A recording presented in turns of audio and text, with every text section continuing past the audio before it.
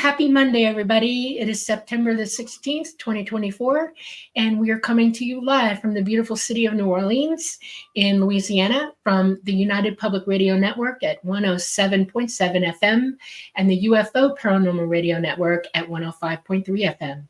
We are on Roku, we are on Facebook, and we are on YouTube. We have a spectacular guest tonight, and I'm going to just skirt right into it. Preston, go. Thank you, Dolly. Thank you, everyone, for joining us tonight on episode 73 of The Light Gate. I'm super excited about our guest tonight. We're going to get right to it because he's only going to be here with us for the first half of the show. But yeah, I'm your host, Preston Dennett. My lovely co-host is Dolly Safran. And normally I would spend some time saying hello to all you folks in chat, but our guest is so amazing. And we have an abbreviated time with him tonight that I'm just going to get right to it. And our guest tonight is Stephen Simon. And we're going to be talking about his amazing book, What Dreams May Come. It's a fabulous book. I just read it. It's very moving. It's definitely something all of us should read. And just for a little bit about Stephen, he's going to introduce himself. But I do want to let you know that he's produced such acclaimed projects, the Academy Award winning What Dreams May Come, starring Robin Williams and Cuba Gooding Jr., an amazing movie. Also Somewhere in Time with Christopher Reeve and Jane Seymour, and a bunch of other movies. All the Right Moves, Bill and Ted's Excellent Adventure, She's Out of Control. I mean, it goes on. But I'm just going to bring him on because I think he can talk more about himself than I can, and I am just so excited to have him on. So let's bring him on. Stephen, thanks for joining us. Thanks for coming. How you doing? It's great to see you both, and I'm very happy and honored to be with you. Thank you. So here's your book, What Dreams Have Come. And wow, what a book. So moving. Really an amazing story of your connection with your wife, Lauren. And so we'll get to that in a second. But I want to, like I always tell our guests, I don't like to blindside them.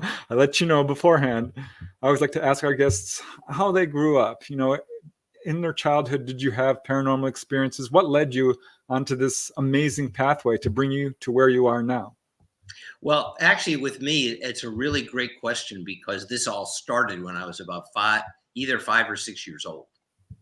So my father, my birth father, was a producer and a director and a studio executive in the 40s and made movies with Lucille Ball and the Marx Brothers and a bunch of other stars like that. Unfortunately, he died very suddenly in 1950 when I was 4. My mother remarried another film producer who was working at MGM at the time. So I was born into the film industry. When I was 5 or 6 years old, I started telling my mother and my stepfather that there was a man in my wall at night. And they were like very taken aback. You know, this is 1951. And they were like, "Are you scared? Do you want us to do something?" And I said, No, I'm not scared. He's great. He's wonderful. I love him. He's wonderful. I just wanted you to know he's there. It wasn't until 20 years later that I realized that that was my dad. And that my dad was still there for me. And that began my life and my journey into actually becoming a filmmaker who would focus on bringing spiritual subject matter into Hollywood as best I could. I grew up loving movies like It's a Wonderful Life, The Ghost and Mrs. Muir, Lost Horizons, that people thought were fantasy films. And to me, they were just glimpses of things that we all experience in one way or another. I was fascinated by that. I went through a lot of different things when I was younger. I'm not going to waste time doing that. I actually became a lawyer. Please forgive me. I don't do that anymore. You know, I don't have to go to meetings and confess that I was a lawyer anymore. But I was a lawyer for a short period of time until I read this book called Bid Time Return by Richard Matheson, one of the deans of what is generally called fantasy literature, which I call spiritual literature. And I was fascinated and I just knew that that's what I needed to do and get into the film business. So I begged my way into a job with a wonderful producer named Ray Stark. And the very first thing I did when he hired me as his assistant was to call the agent for Richard Mathis and say, I've got to have a lunch with him about the book. And we did. And Richard became my mentor. And I told Richard, I don't know how to produce movies yet, but when I do, I'm learning from one of the best. I want this to be my first film. And 3 years later, that's what happened with Somewhere in Time, which Wow. the title that we had because Big Time Return just did not work as a title. So we retitled it Somewhere in Time. There's a lot of great stories around Somewhere in Time, which I won't waste time with you guys about tonight. But that started my journey into making these movies. As I've always said to people, mainstream is lost on me. It's not that I don't appreciate great big mainstream movies. Top Gun Maverick is, I think, one of the greatest action movies ever made. I love watching those movies, but I'm not attracted to them as a filmmaker. I've been attracted to things that are definitely not mainstream. Somewhere in Time was not mainstream. Somewhere in Time bombed when it went into the theaters for all kinds of reasons. No, really? Wow. Years for it to resurface, and then it became kind of an evergreen and one of those cult films that people either love or they hate.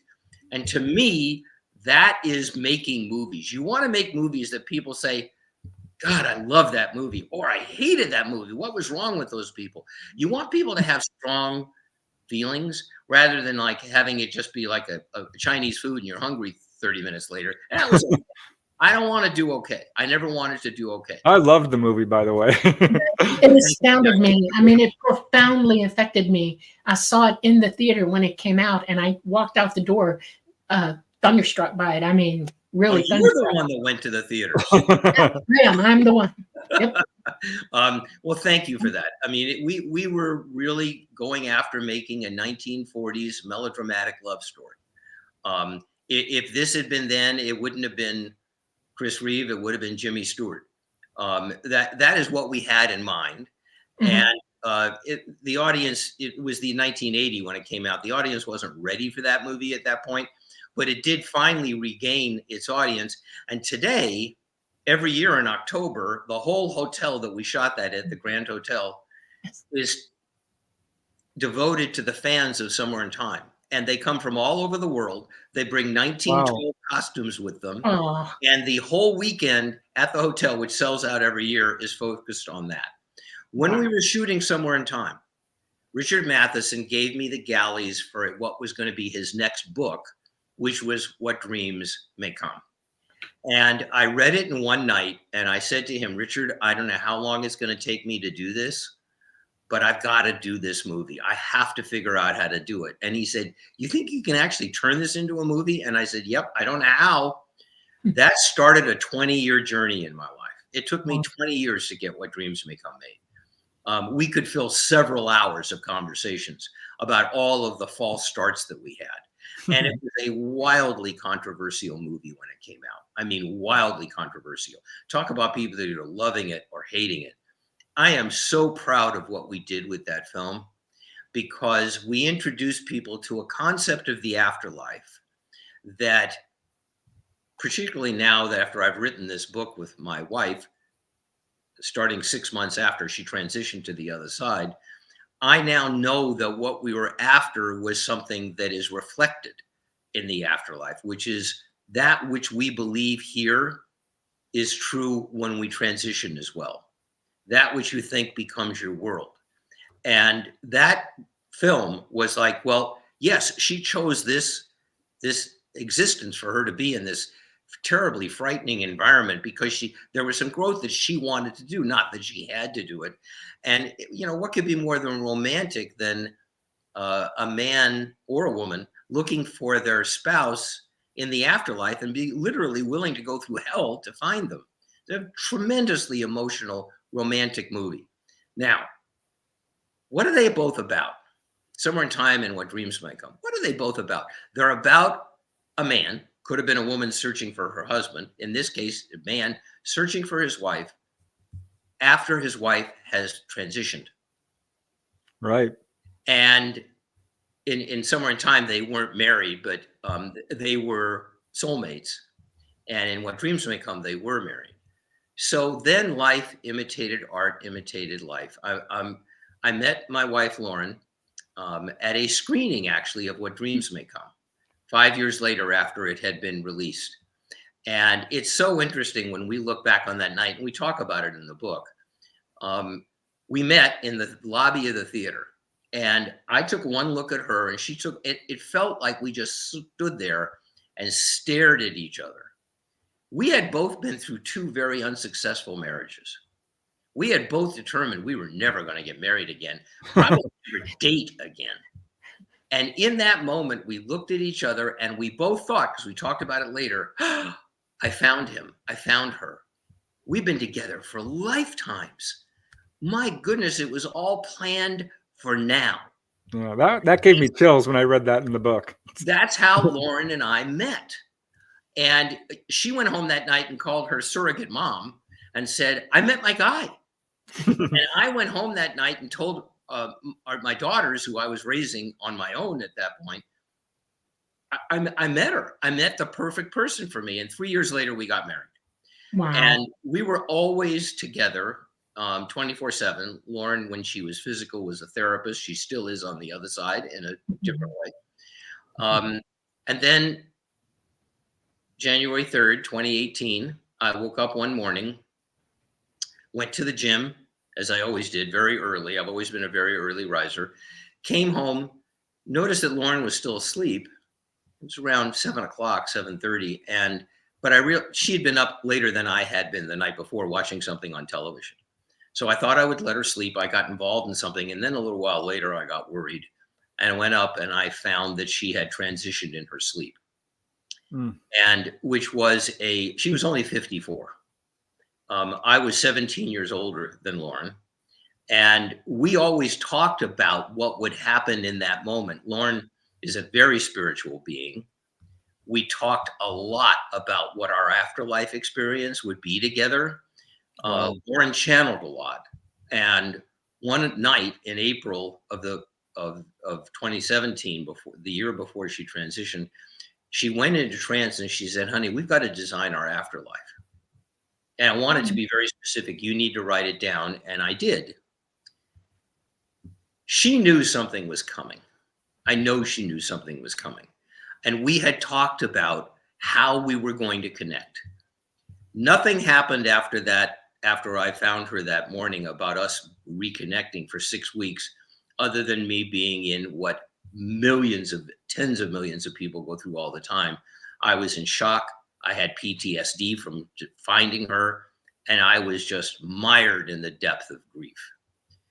One night, I called my dear friend Neil Donald Walsh, who many of you know wrote the Conversations with God books. And Neil and I have always considered each other brothers from a different mother. And I called Neil. I was crying so hard and he knew it was me from the phone number and everything else. And he just sat and waited, didn't say a word. Finally, I got out to him, Neil, I'm out of my mind with grief. And he said, good, Stephen, good. You need to be out of your mind and in your heart. That is what began the next part of the journey, because soon after that, and we talk about it in more detail in the book, so I won't go into all of it now. Soon after that, Lauren made herself known to me in a very specific way. And I knew it was her. No, I thought it was her. I believed it was her, but I doubted. You know, I doubted. Here in my heart, I didn't doubt. But it's like, am I doing this? And because I've heard from so many people all over the world that have had this experience, we all, if we're honest with ourselves in the beginning, have some doubts. You know, am I doing this to comfort myself? Am I making this all up because I can't deal with the trauma of my wife transitioning suddenly like that? Is this real, or am I making it all up? Yep, I know the feeling. We started having those discussions, and Lauren started telling me a lot of things about my experience, about her experience, and I started writing them down because I wanted to make sure I didn't forget what she had said. And I was so traumatized at that point that I thought, if I don't write these things down, I'm never going to remember them, and I want them. So it started with yellow pads, and I started filling up yellow pad after yellow pad after yellow pad. So in September of that year, I went to Ashland, Oregon. I live just outside of Portland, Oregon. I went to Ashland to visit one of our daughters who lives there with her husband and her kids.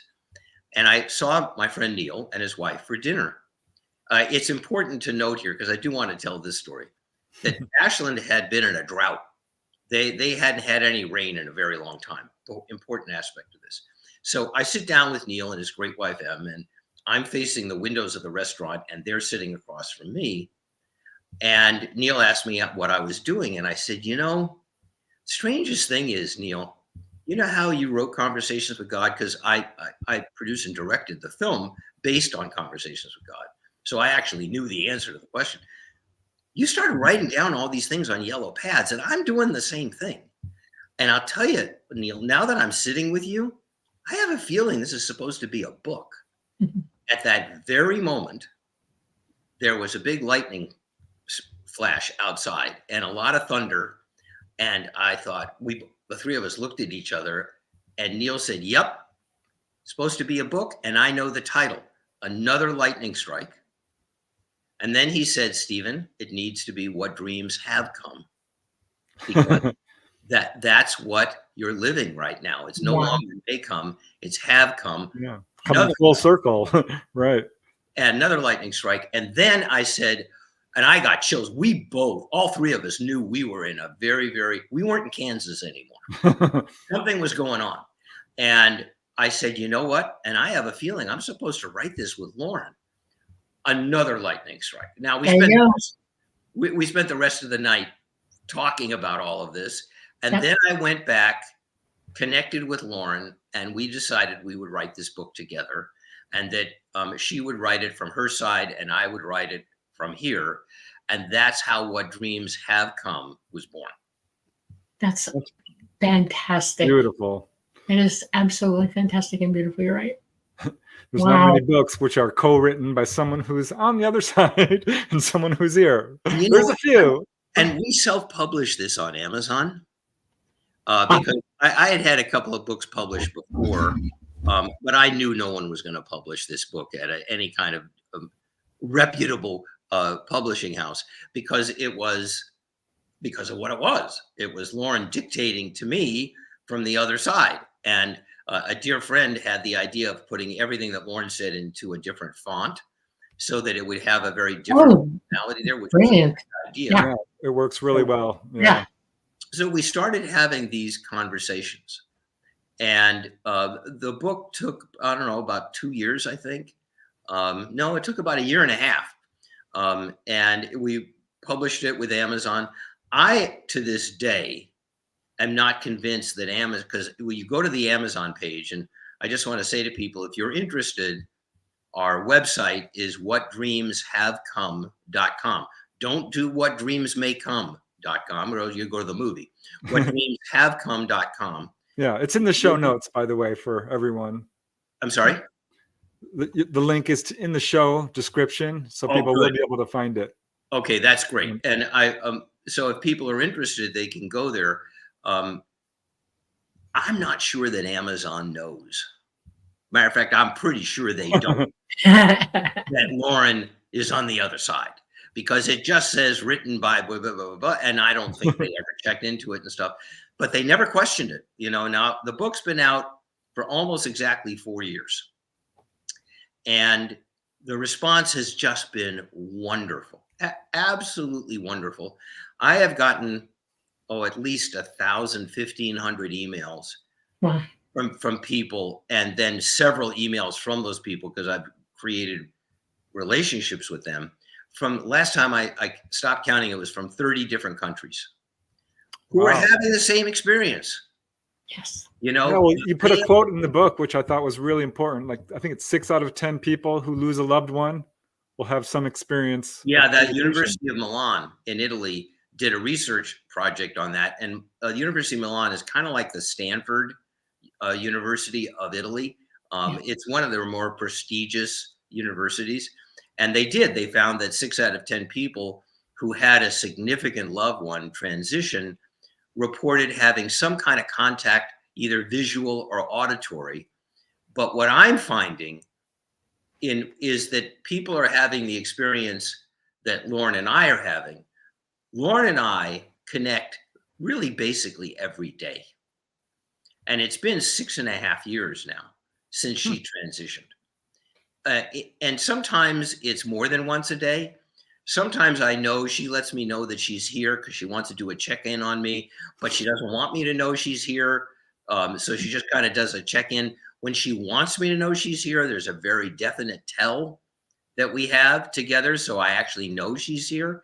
And it's everyone who's having this experience responds in the same way, which is, that's my wife. That's my husband. That's my child. You know, some of the most moving things have been people who have lost children who then reconnect through that. And everybody tells me they're having the same experience. So I know that this is happening around the world, that the veil is lifting, and that we are having a connection and a communication that I'm not quite sure was available to everyone the way it is now. And I know, Dolly, you've spoken about that everybody has these abilities. Everybody has psychic abilities. Lauren always used to say to me, because people would contact her for readings and things, and she would say, honey, everybody can do this. Right. Everybody can do this. This is not something that is special. It's just you become conscious of it. And when you trust it, That's right. then it becomes really extraordinary. And that is what has happened with us. And I'm just thrilled that I get to talk about it with you guys and talk about the book. Yeah, well, that's what I loved about your book, is it's so readable, it's so accessible, it makes it sound so natural, and it is. This is something we should all be doing. And that statistic, 6 out of 10, I think it's probably higher than that. It's just those 4 are not really recognizing what's going on. Right. And It's a normal part of our existence. And we've been, before this time that we're in now, we were shunned away from it because we were held in compartments from it. You know, something where someone always had rule over it. And it's not true. We're autonomous beings and we're part of each other. And there's no way we're divided at all. And people are waking up, as you say. And it is the right time for it to be happening. It's an important time right now. And I'm really glad to see it happen, you know, because now we're having more conversations than we ever did, ever. And it's people are talking about it. They're experiencing it. And that's one of the most important things that I think that all of us can benefit from this is the fact that you now can experience the truth of this. You know, and I see a question popped up here that I actually think is a great moment for me to answer, which is, do you believe in reincarnation? Yes. Yeah. Yeah. Yep. Lauren and I, and this is when Lauren was still physical, we go back millennia. That's how far back we go. We weren't together in every lifetime, but we were together in literally dozens of lifetimes. Yes. And Lauren actually took me back with her to a couple of those lifetimes. We were so aware of the fact that we are twin flames, Yep. which is 2 halves of one soul. Right. And we are that. We've been together for that for a lot. It took a lot of lifetimes to plan this one, so that we would have the experiences that we needed to have, so that I could make these movies, so that we could come together as a combined family. Lauren brought 2 kids into our family. I had 3, all of whom are grown adults. And to have the family and to have those 13, 14 years that we had together since we met that night at the screening. And then for her to be on the other side, I think Lauren knew that. I think she knew it the last year or 2 that she was here physically. I know she didn't tell me because she knew it would terrify me. And she kept it, I believe, to herself, but she knew something was coming, because the last few months, she would curl up in my lap at night and just want to snuggle and rest, and something was happening, and I know she knew something was happening. This couldn't have happened if Lauren hadn't transitioned.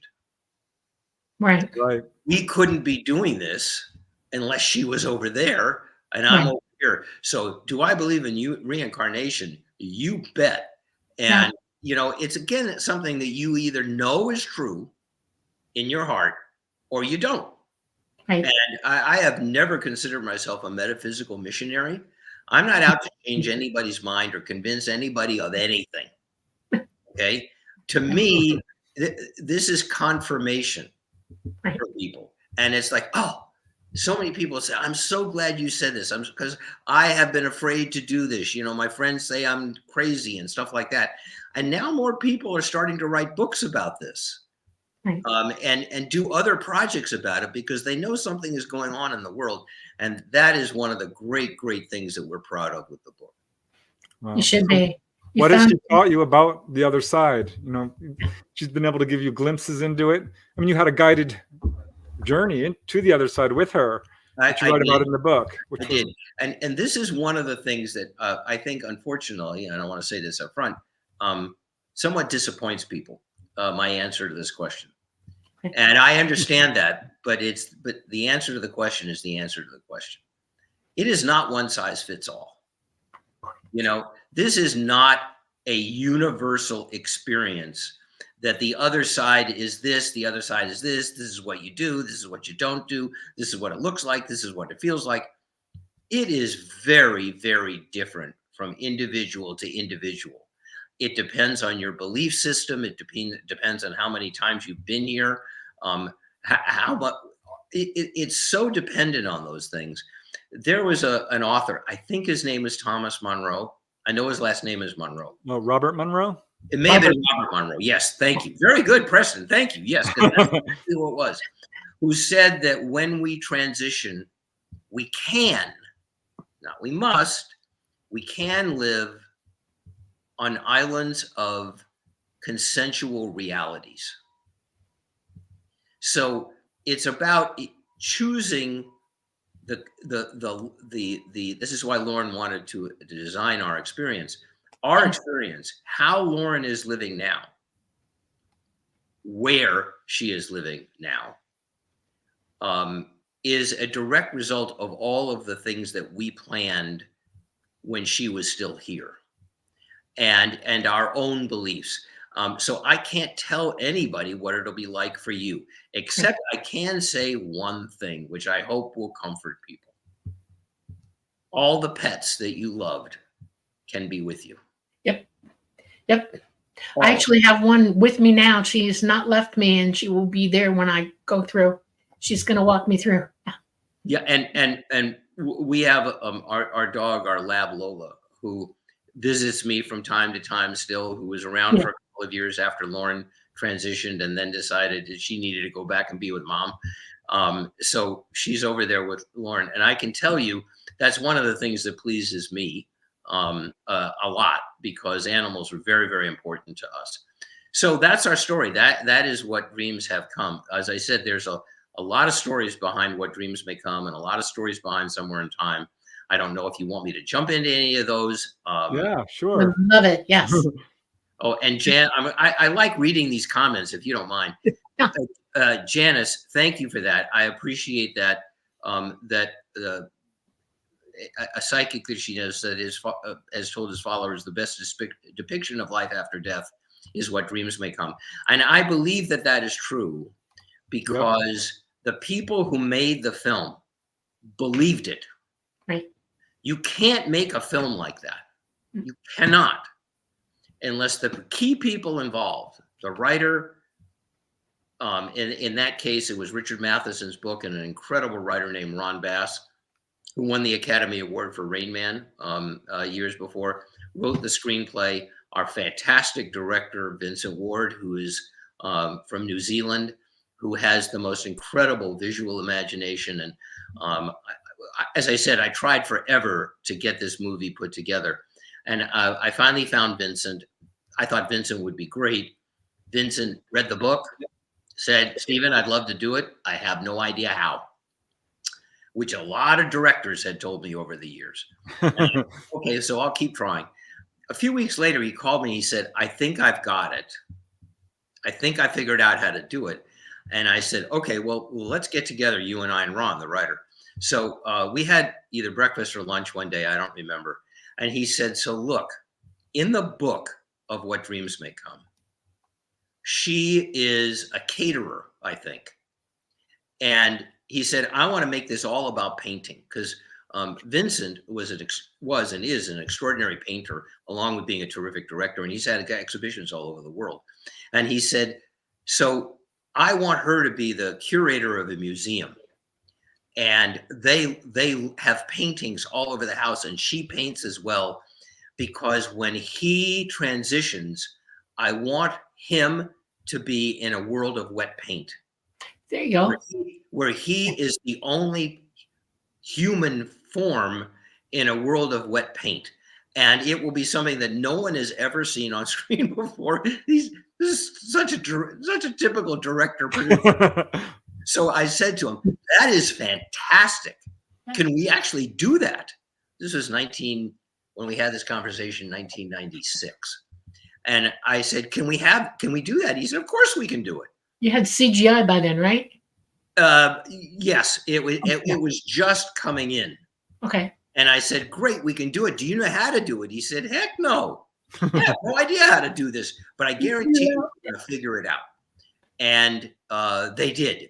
And that What Dreams May Come wound up winning the Academy Award for visual effects the year that it was released. And that is due to the director's incredible vision. Yes. I'm going to tell you, because I know that some people are fans of What Dreams May Come. I'm going to tell you my favorite What Dreams May Come story. Okay. If you guys remember the film, there is a moment when Robin is descending into this hellish experience, which we never called hell, right, because we did not want it to be confused with a religious vision of hell. Right. And he gets to a place, and he walks across this plateau, and there are these uplifted faces in the ground looking at him. I remember that. And the production designer came into me at one point. He got an Academy Award nomination too, Eugenio. And he said, have you seen the drawings for this scene?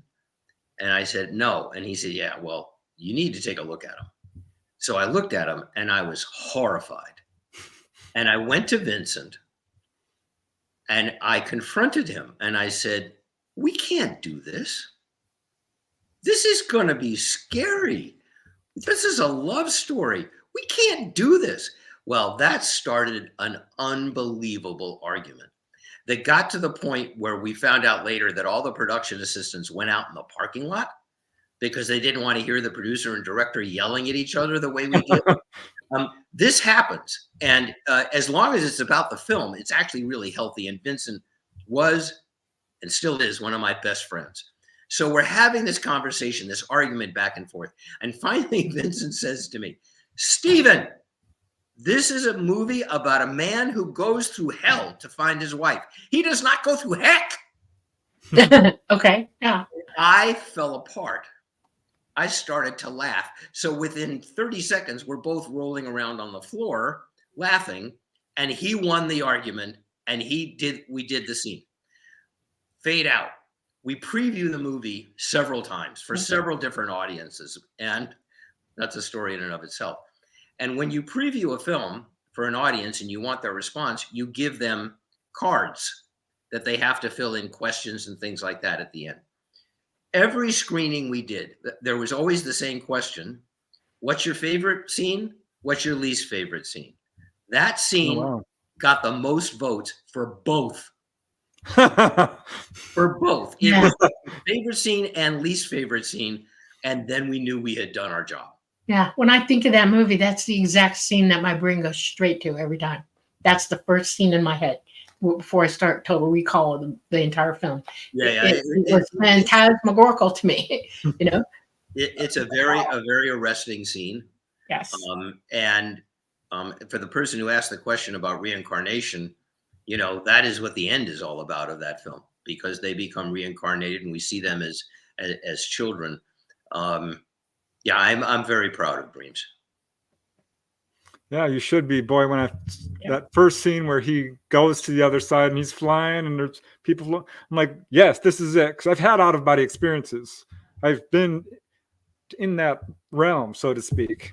I'm like, look, someone got it right. This is amazing, and the colors and all of it. I know it's a beautiful scene. I don't know if you remember that his dog was there to greet him.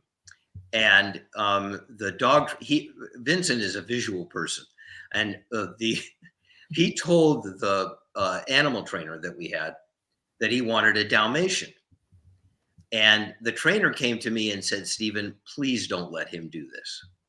Dalmatians are very, very, very hard to train. Yeah. They're really hard to train, and I can't guarantee you we're going to get that dog to do the things you need it to do in this scene." And Vincent would have no part of it, which is. A director with a vision is going to execute that vision, okay, which I loved and respected about him. So it was our first day of shooting. We shot that scene. And of course, none of the colors and all that stuff was later. It was, shot in a field and stuff. And the dog wouldn't do anything the dog was supposed to do, okay? Nothing, absolutely nothing. And finally, Robin said, "Oh, the heck with it. Let me just run after him. And, we'll run together."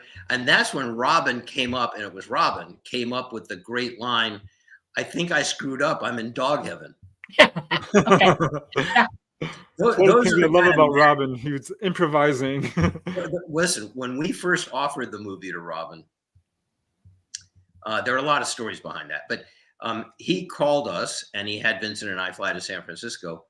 And we knew it was going to be a very expensive movie, and it was. And we knew we needed a big star. And he had just been in Good Will Hunting, which got a lot of Academy Award nominations, including for him. And we needed to have Robin.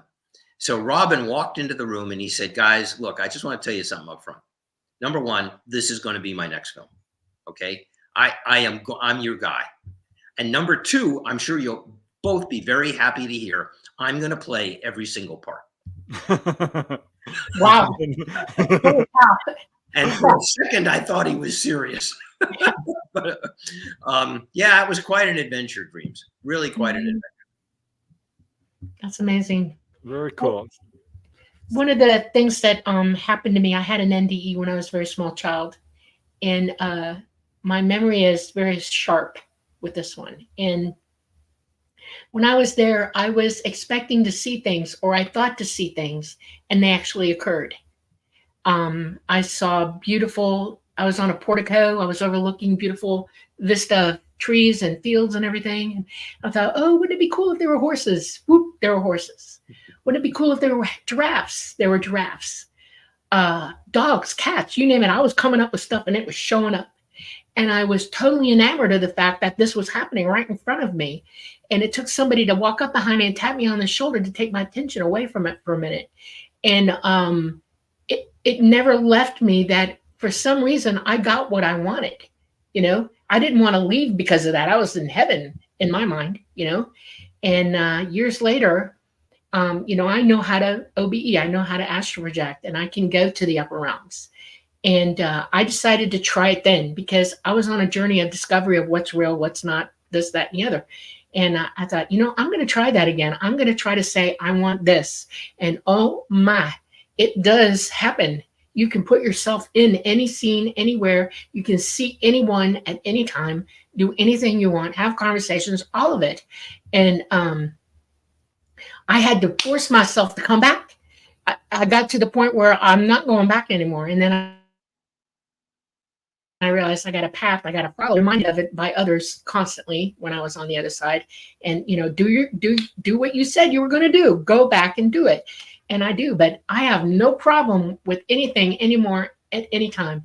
I mean, I could leave here in 5 minutes and I would be perfectly satisfied because I know I've done my path.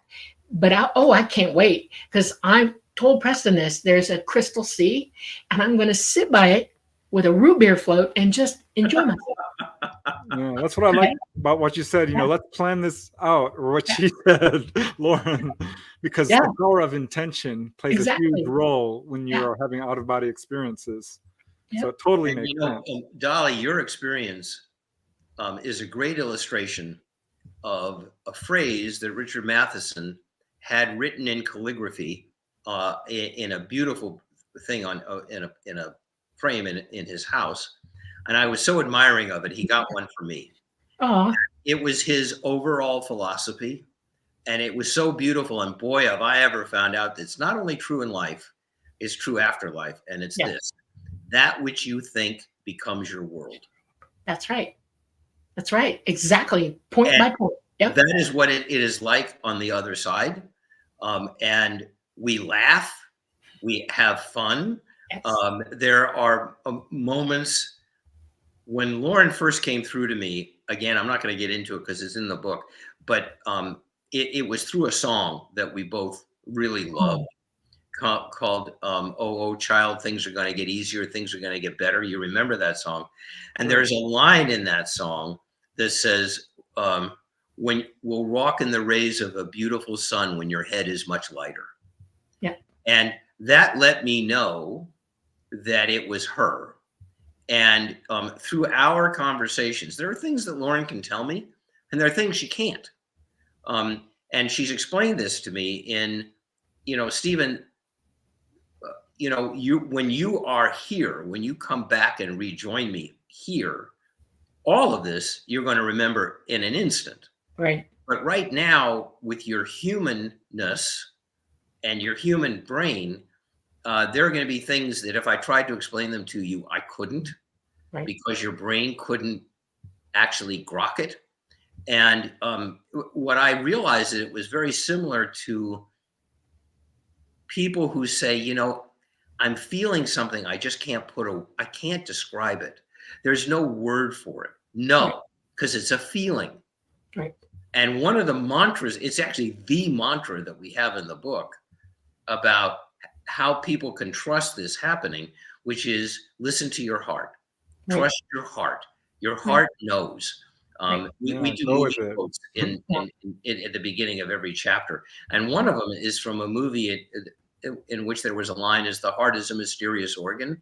It plays by its own rules. And it does. And our souls communicate with us From the heart. Yeah. Through feelings, not through thoughts, through feelings. Right. And they don't have words. They don't trust have is a big part of it. Yeah, I know. I try to tell Preston they don't talk in words. It's all conceptual. They talk in concepts, huge concepts. And some of them are quite immense. And some of them we remember if we're on the other side, and some of them we do not. And you're right about the brain, because your consciousness is not always able to completely communicate with your physical mind. And your physical mind, has to deal with that. And the more you wake up, though, the more the connection strengthens. It sounds to me like you've got one heck of a connection because you are communicating wide open. That's what I loved about the book. It starts with you a little bit in doubt and leads right through to actual interactive conversations. You mentioned that song, how that came about, where you don't watch the credits, you don't, and then but you felt like you should. I had the same darn experience. I was watching Teresa Caputo, The Medium, on a show, and a message came to me: pay attention to this next reading. There's a message in it for you. And it came right on and said, does the date October 13 mean anything to you? And that's when I started bawling, because that's the day my mother died. And that's what started leading me on the same pathway you write about in this book. And what I love about it is it just grows and grows and grows till you're having these full-on conversations. Right. Yeah, it is. Once you get into this, I know for sure that I would not have survived Lauren's transition Have you not communicated, right? If we weren't communicating, because we were literally together 24/7. I can't even imagine how that felt for you. I cannot. That, and I those first 6 weeks, I was, everybody takes a certain amount. I mean, some people come through the next day. Some people come through an hour later. Right. It all depends on the situation, because I've gotten so many emails from people. And I do want to say to people who are watching this now, that if you go to our website, whatdreamshavecome.com, it'll tell you how to get to the book. It will also give you my email address. And we decided to do that very, very consciously, because I want people to have the ability to express the experience that they've had, that you've had, and to have somebody, in this case, me, and Lauren's always reading over my shoulder. Yeah. I will not only read your email, I will respond to you. Now, the only thing I want to ask is this. I've had a lot of people ask me, well, I have this movie I'd love to write, and I have this, and I'm out of the film industry. I've retired way a long time ago. I left LA 20 years ago. I don't have any contacts down there anymore. And I'm sorry, but I can't help you with that. This is really for people who are having these experiences of communicating through the veil. And I will read it and I will respond. Depending on how many emails I'm getting, it could take me a day or two. It could take me a week. But I promise I respond to every single email that I've gotten, and I will respond to yours. Oh, wow. That's tremendously awesome. That's wow. So, Yeah. So you said at one point your wife, Lauren, led you to some of your past lives. Can you describe that in a little more detail? That one intrigues me. You know, it was, I will say this, it was a life in Atlantis. Ah. And it was pretty brutal. Oh, wow. There was a lot of white magic involved, and there was a lot of black magic involved, which is basically what sunk Atlantis, was not being able to deal with the black magic. And it was not something I like to relive, because it was a very painful experience. But she was there with me. That was one of the lives that we were together. It dealt with our son being kidnapped and me being kind of blackmailed into doing certain things that I didn't want to do, and I did, and our son wound up dying anyway. Oh, I'm sorry. So it's a much darker experience than I want to share with people. We also went through some fun. If you do read the book, you'll see that Lauren has quite a sense of humor, and laughs at me a lot, which is what we spend most of our time doing, which is laughing at me, which is what we did when she was physical. and it's one of the things that I value the most. And she is living in the environment. I say the word living advisedly. She is living in the environment that we designed. And I know that, you know, when Lauren transitioned, I called 911, and I don't remember the call, but I know I was panicked. And unbeknownst to me, after the 911 operator got the firemen and the paramedics to come up, she also called the police department. Yeah. And she said, you guys need to send somebody out there, because I think you need to check in on this guy, or else you might have two people who have passed. He's pretty panicked. So a policeman came in. It was a very, very, very nice guy. I didn't even actually talk to him, but one of our daughters did. And he took our daughter aside and he said, your father sounded really, really desperate when he called. You don't think he would do anything to himself, do you? Ooh. My Heather, our daughter said, hey, my father produced a movie called What Dreams May Come. Yeah. Okay? Believe me, he's not doing anything to himself. He wants to be with Lauren again. He doesn't want them to be separated.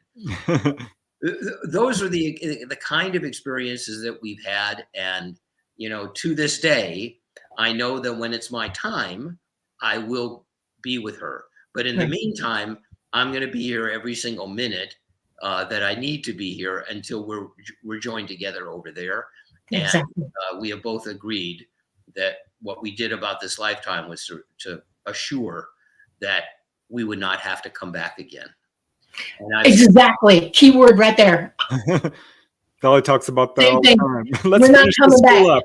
We're done. That's it. I'm done. Done, Let's done, done. graduate. Yeah. That's what I said too, but I have a proviso. I have a proviso. Here's Okay.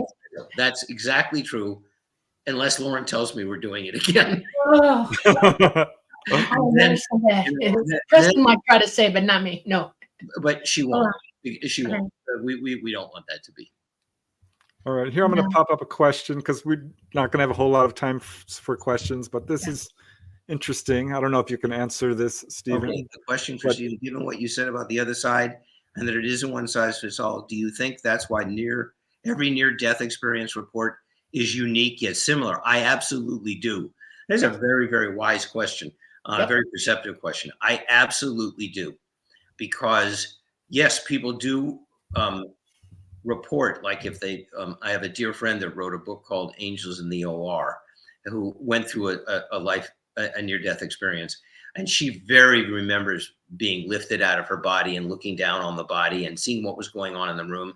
And she told the surgeon afterwards, she went out in the waiting room, she saw what her father was doing. She told him later that he was trying to get a candy bar out of a machine and he flipped out and, blah, blah, blah. So I do believe that's true. And then she was sent back with a mission. So I think that the tunnel and the loved ones and all of those things are a preface to what happens individually to us. There's a universal experience that tells us it is an NDE and not a DE. Yeah. I think, as I said, I think that's a very, very, that's a very wise question. And I know we're at the top of the hour, so I know you guys have to do some business, and I'm going to have to jump off soon. But I wanted to thank you guys for this. It's been really fun, and I hope that people will be in touch and let me know about the experiences you're having. And I wish you guys the best of luck with this going forward, because we need more people like the two of you who are completely into this world and know exactly what it is and are willing to share it with the rest of the world. So I admire you guys both tremendously for doing this, and I thank you for having this forum, and I really have loved being with both of you. Thank you very much. We were honored that you came. It means a lot to us that you did, and thank you. You're more than welcome. Yes, I would have loved to trick you into staying a little bit longer, but So do you have any last messages for people before you say?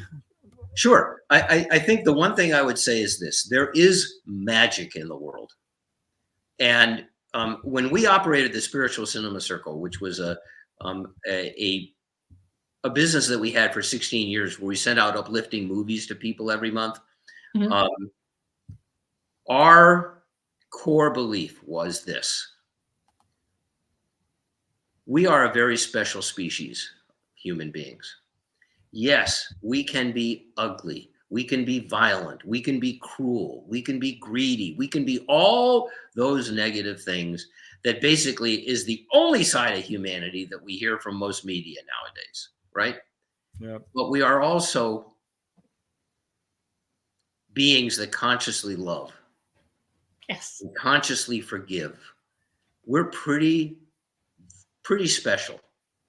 And when we can, as artists, illuminate who we are and can be as human beings when we operate at our very best, then I think we are touching the very face of our spirituality. And hopefully you will experience that with this book if you're interested in it, or the films that I've done. There won't be any more films. As I've said, I've retired.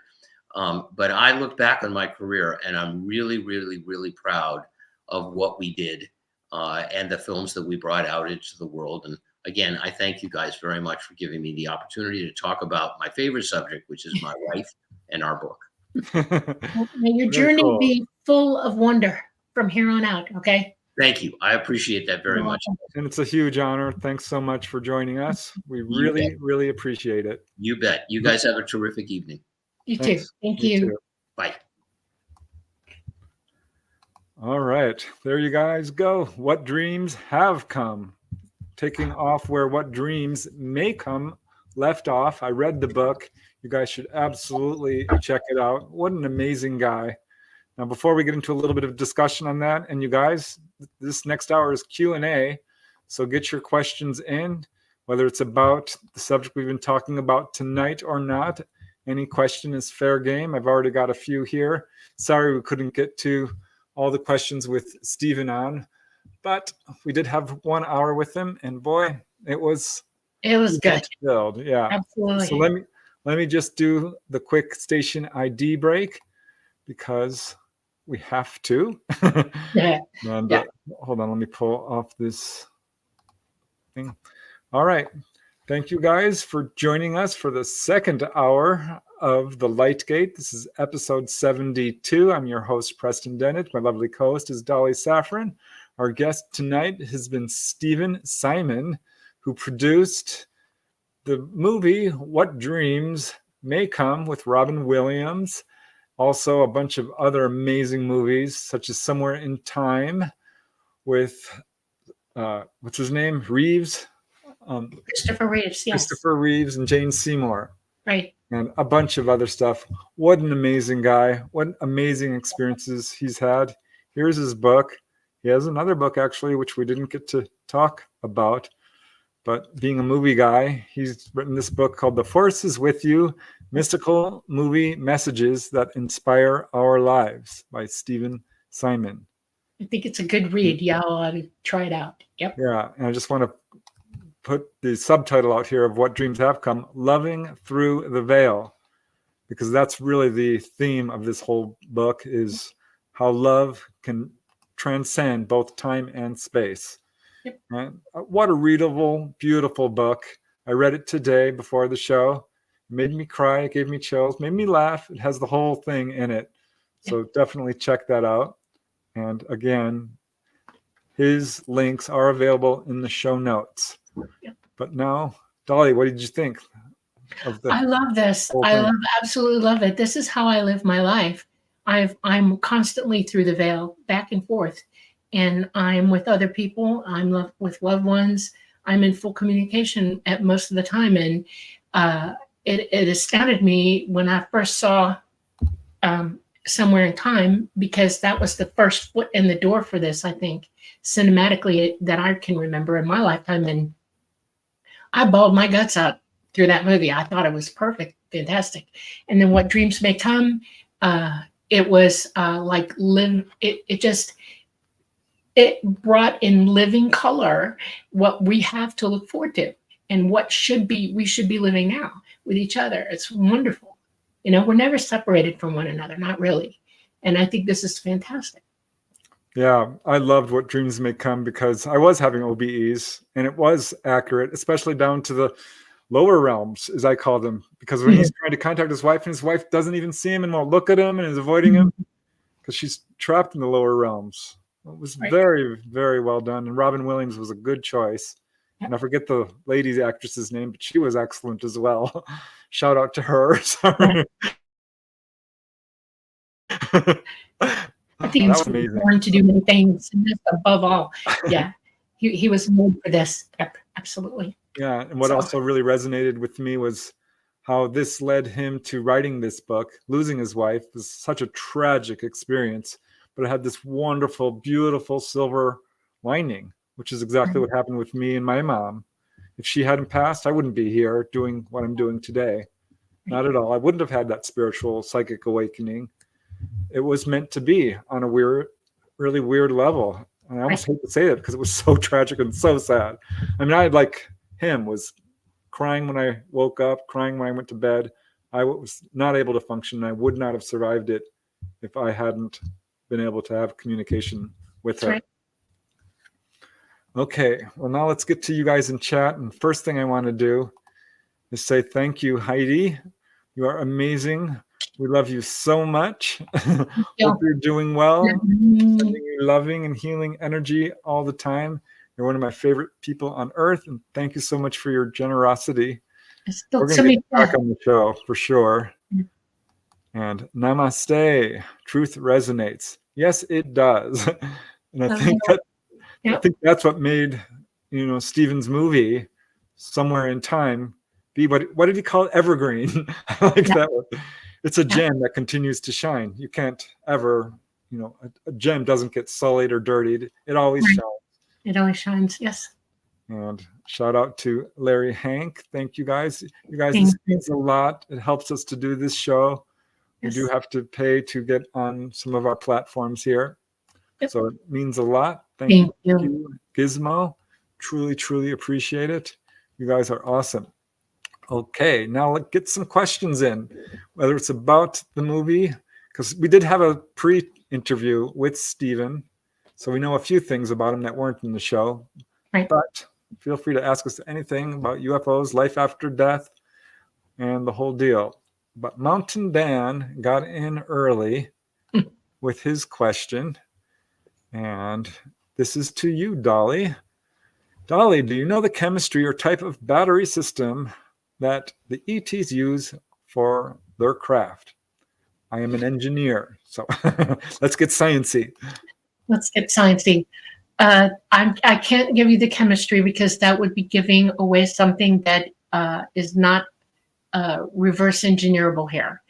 They know that they use battery packs. The smaller craft have 3 of them on craft. The bigger crafts have more configurations of them.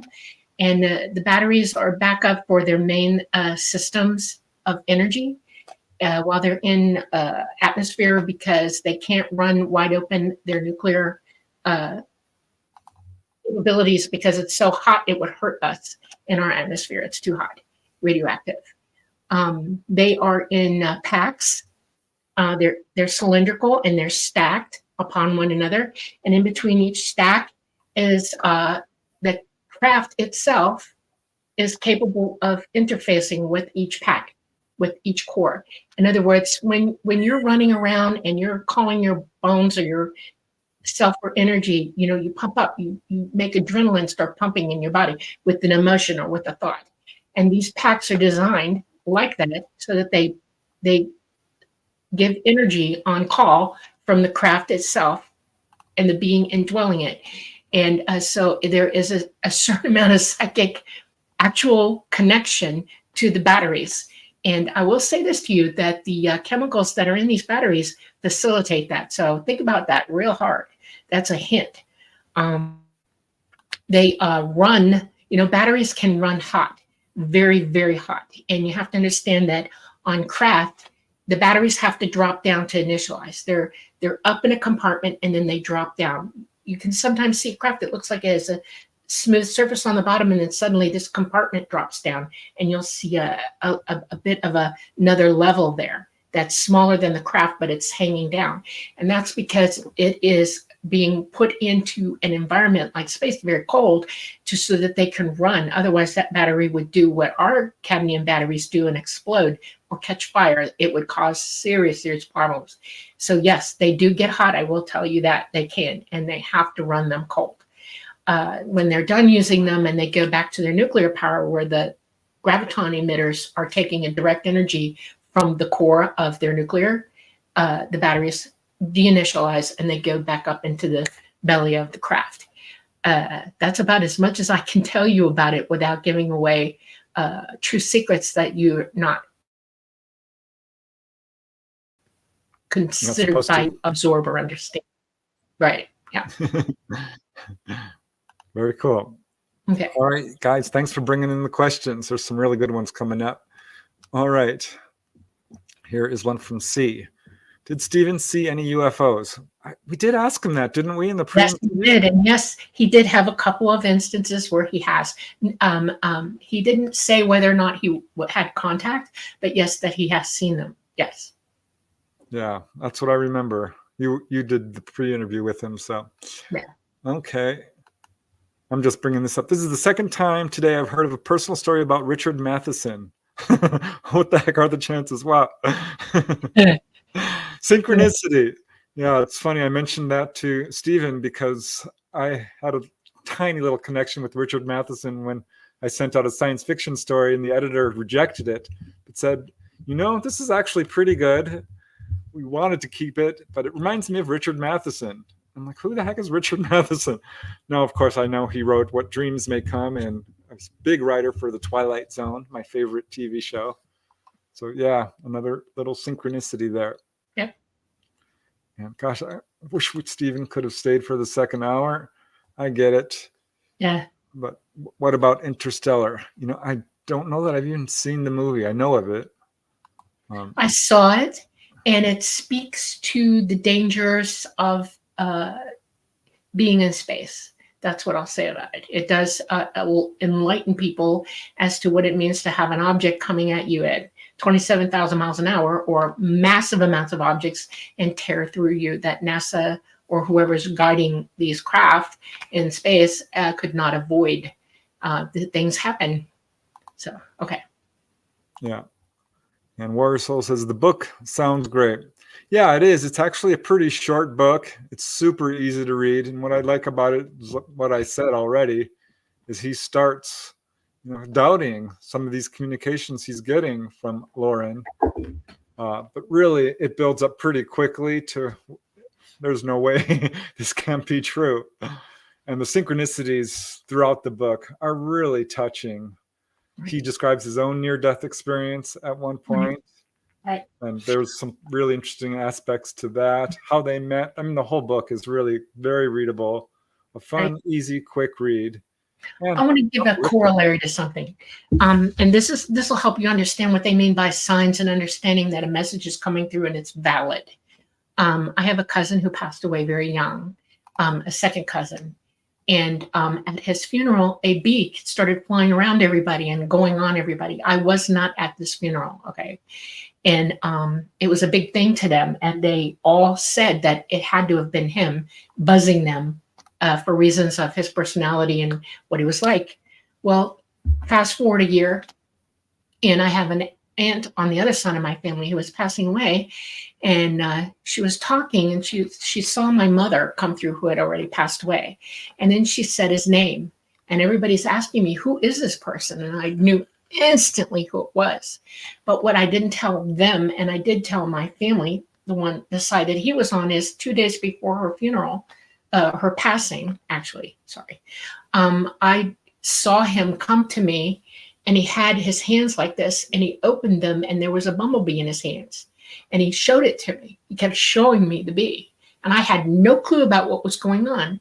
And I called my daughter a month later, and I said, I want to tell you something that happened. Maybe this will make sense to you. When I told her, she fell apart on the phone. She said, oh my God, that had to be him. That's the only way that could have been him. He did tell you, and I had a message from him to them, was to let them know that he was completely fine. He was happy, and that he was with them, and he will never, ever leave them.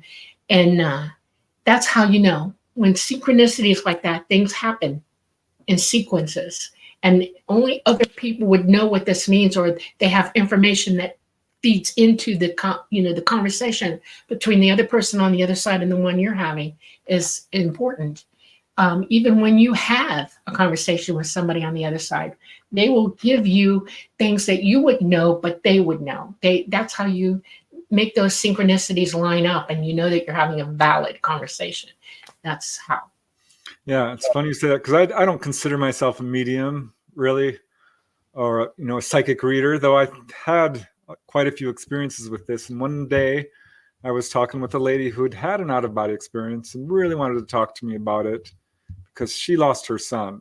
And there's no more difficult thing than when a parent loses a child. I think it's difficult for all of us when we lose a loved one, but there's something really profound about that, the relationship. And when you lose a child, it's so sad. So she had an absolute valid experience with him. And I was just, I'm like, yes, this sounds like an OBE to me. And we were just talking, and she's like, do you see him? Can you communicate with him? And I'm like, I don't really do that. But that's when I got this vision in my head that was very clear. And I'm like, oh God, okay, I'll say this. And I said, I see you walking down the street. And it's weird because he's very close to you, and he's got his arm over your shoulder, and you're walking together like, Siamese twins down the street. She started bawling. She's like, that's what we do. That's the way he was. We would walk down the street pressed up against each other. I'm like, oh my gosh. And I'm just bringing this up because this points towards how important it is to trust what you see. Because I wasn't going to say anything, but she kept urging me. I'm like, okay, I'll just say this. I think I'm wrong. Nope, I was right. So trust your intuition. And that's how you really get started with loving through the veil. I love that subtitle. I do too. Yep. Okay, here's a great question from Linda Catlett for you, Dolly, and I actually want to hear this one too. Please describe the crystal sea. Ooh. Okay. It is, when I saw it the first time, there are biblical references to this, okay? And I wasn't sure that it existed. I just know that I suddenly saw it.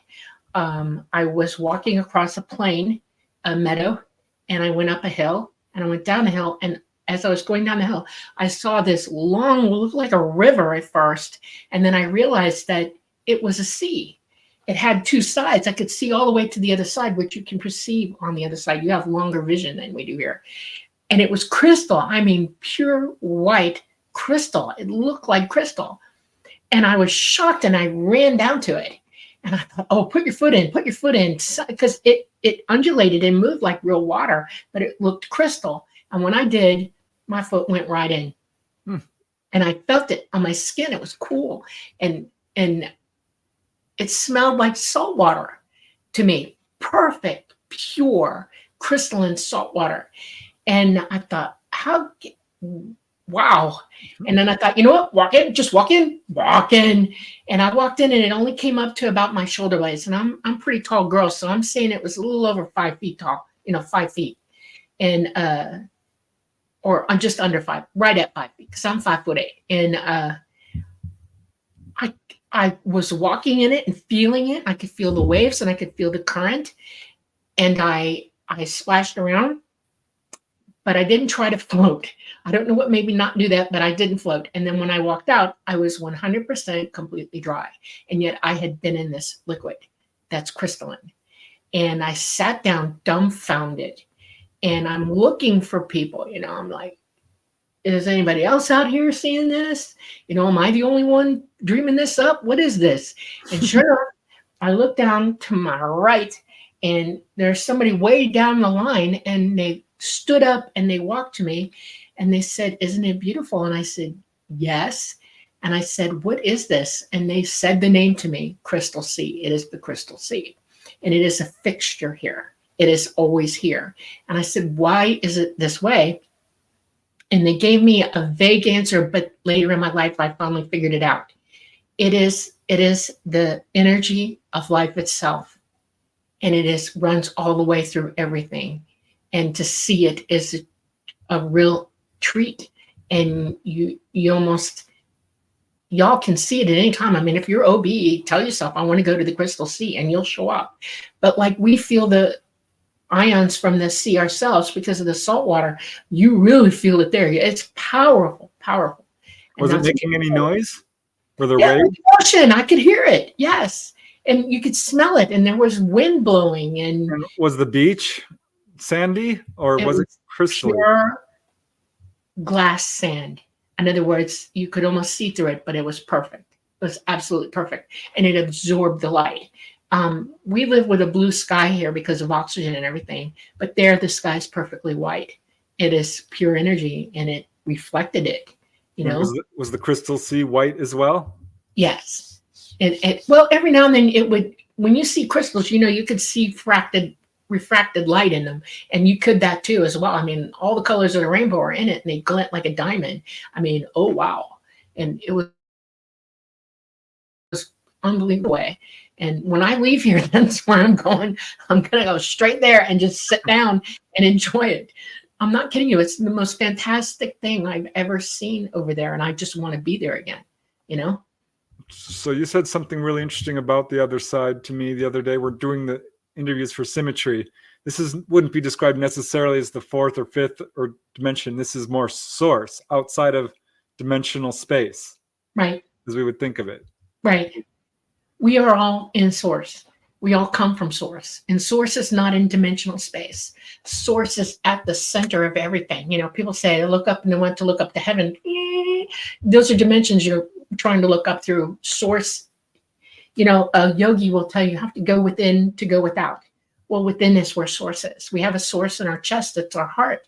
It's the electrical conduit for our existence on this planet. And your consciousness is tethered to it. That's where your cord comes from. That's where your consciousness speaks to you through your heart. It's really and truly a very mystical, beautiful organ in your body. And it communicates with you from your consciousness. Your pineal gland in your mind feeds to your physical mind. It's the connection between the two, or without. And you really must go within, and source is within. We're all there together. We all coexist. Everything in our universe is all in source together.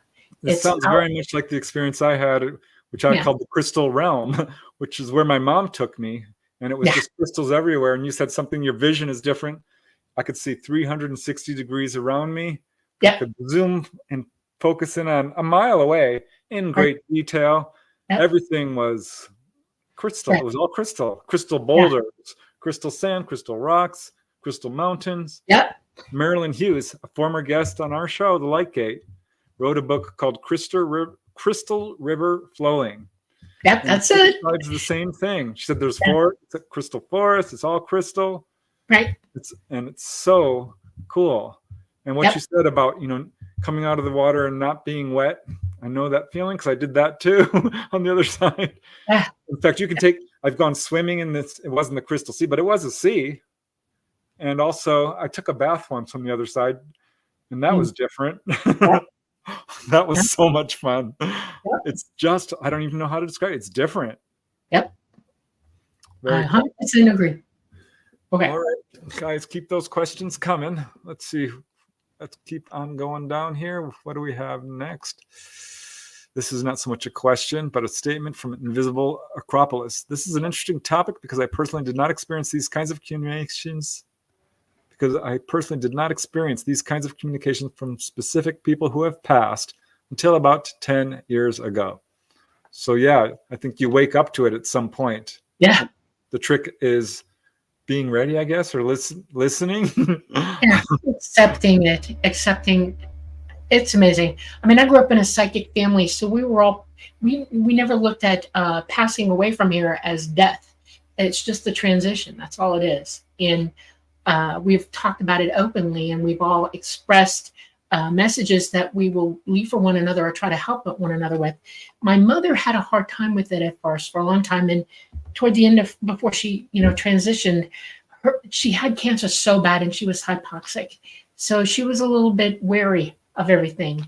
And my father promised her, and I reminded her constantly, that he was going to show her when he passed away.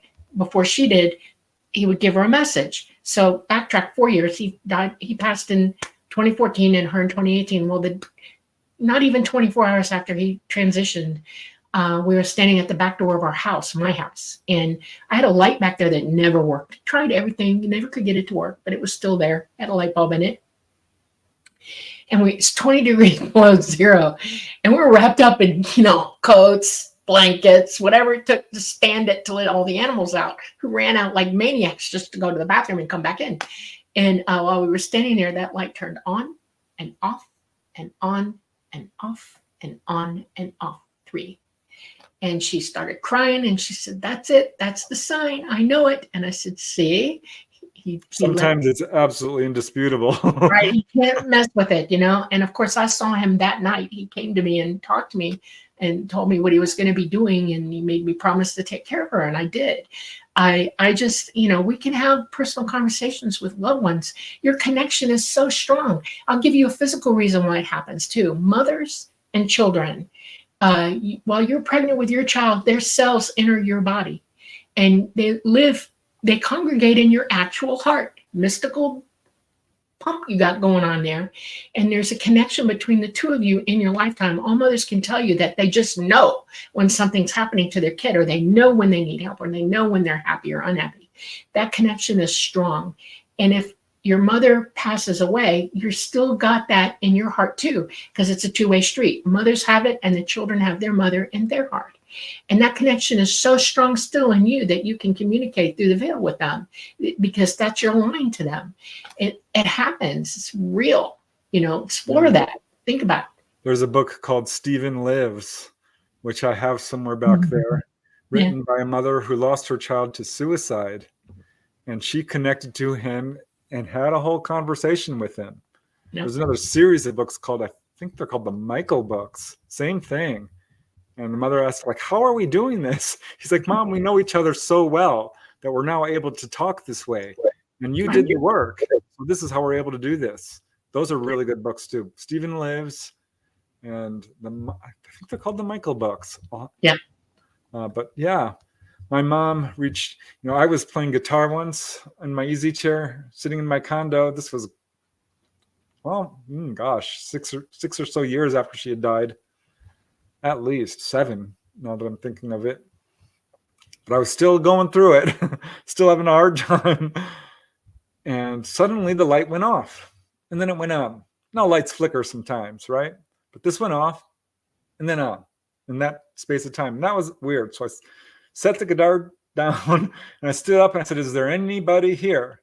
And that's when my answering machine went beep and stopped.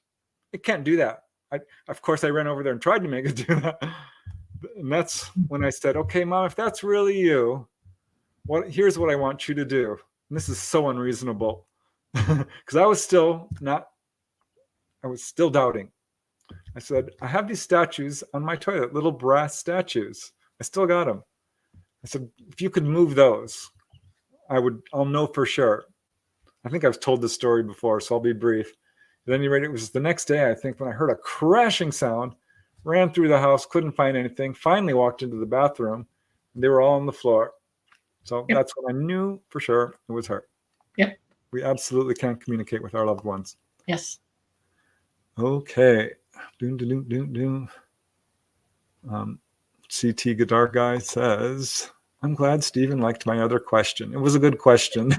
So thanks for asking. Actually, very well. And yeah, I think it's absolutely true. Because people have studied near-death experiences up, down, and sideways, and some people in different countries see Buddha or Muhammad, or some people see their deceased loved ones. A lot of it depends on your own beliefs or your spiritual level of evolution, because there are people who've had what we would term hellish near-death experiences. Right. Exactly. All right. Here is question from Sherry Marsh. Preston, have you ever had an abduction report from an Amish community? Just curious. Not specifically, but now that you asked, I have a mission. I'm sure I could find one. I'm doing, of course, the series of YouTube episodes called UFOs in Your Hometown. I'm putting out a new episode this Friday. And what I found is UFOs are, of course, seen everywhere, landing, onboard experiences, humanoids, the whole deal. So I say dollars to donuts. Yes, I could find one, but I can't say specifically. But now I'm on a mission. And Sherry, okay, moving along. And this is an interesting question from CT Guitar Guy. And it's a good one. Question is, my understanding is that Atlantis is fictional according to all the historians and archaeologists, including Plato, describes it being. Any proof you're aware of? You want to start or shall I? There is no proof. They only have descriptions of it and a possible deciding where it could have been and when it could have been. And everybody's starting to realize that it is in the eye of the Sahara. That's where it was. Because before, the last 6,000 years, there was a flood incident then, okay, over 6,000 years ago. And that's when it would have happened. And that's how Plato could have had, information about it coming down through the ages and people. And they know that it's near a landmass. Why don't y'all Google the Eye of the Sahara being Atlantis and see what you pull up? There'll be a whole bunch of stuff about it, studies. And there are archaeologists who are digging at it now, but it's really hard because it's in the Sahara Desert. But they're thinking that it fits all the categories of what Plato said. You also have to remember that Plato didn't have that much information about it. There's a lot of misinformation about things that Plato said. It was very short and sweet, and he didn't go on about it a lot. He just gave that one bit of information about it, and everybody took it and ran. So that's what it is. Yeah, I know that the famous psychic from Virginia, what's his name? He did all his past life readings. Yeah. Said that there was an Atlantis, and there are people who do believe they have past lives with Atlantis. And to hear Stephen talking about it is certainly a level of confirmation, and for him, it was a real experience. Right. And I think we know for sure that there were previous iterations of advanced societies. Right. And Stephen's description is in such detail. Right. That Exactly. it's like, Hard wow. to deny. Yeah. So it sounds like it's a real honest to God experience, but whether you call it Atlantis or not, I think is a matter of semantics. But I'm going to say for sure that there were civilizations like it, because we know this from archaeological records. Gosh, why can't I think of that psychic guy's name? Remember he? Yeah, it is the sleeping prophet. Yeah. Well, maybe one of you guys in chat can. Yeah. Let me know who that. Edgar Casey. Thank you. Edgar Casey, thank you. Yes. Yeah, he said that a lot of people in the United States are actually reincarnated from Atlantis, and he's a legit psychic. He absolutely proved his abilities to people and actually cured them. So I'm going to say no, not proof perhaps, but definitely some really good indications. To it, yeah.